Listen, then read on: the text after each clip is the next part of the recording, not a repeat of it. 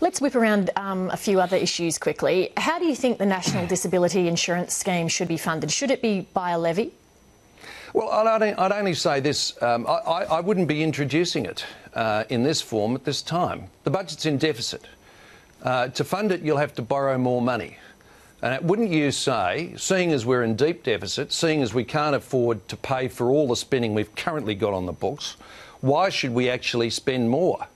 I'd actually be looking at ways, in fact, to reduce the spending now, maybe to put some money aside in the future. I wouldn't be sitting down and saying we'll go into a new spend, which could be, when it fully flowers, something like $8 billion a year.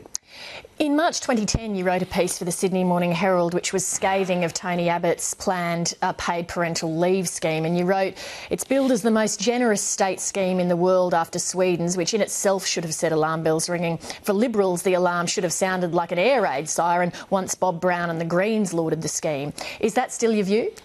My view is that is a very generous scheme. And again, I would say... Too generous? Well, if we can't afford our current spending, which we obviously can't because we're borrowing money, why would you pile into new spending? Let me make this point, Lee, and I make this at both sides of politics, and I used to say it when I was in office, and I'll say it to those that are currently in office. The easiest spending cut you'll ever make is the new spending you don't go into. That's the easiest one you'll ever make because you're not taking anything away from anybody. But if you can't pay for what you're currently spending, why would you, in your right mind, spend some more? Wouldn't you sit back and say, well, I can't afford what I've got, maybe I should be spending less, rather than saying, I can't afford what I've got, so I'll actually spend some more? I don't think that's a good idea. Do you think that either side of politics in this election year will heed that advice?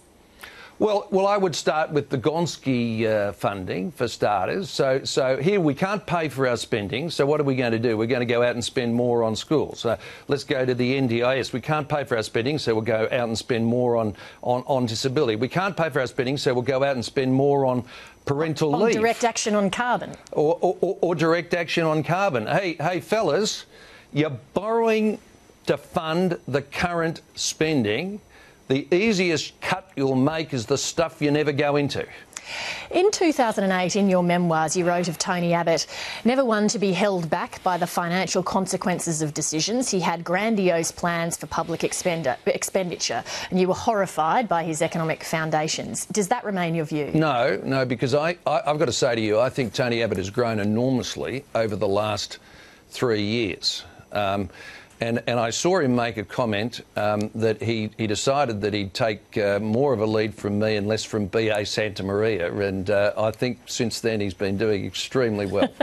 Peter Costello, thank you very much for your time. Thanks very much.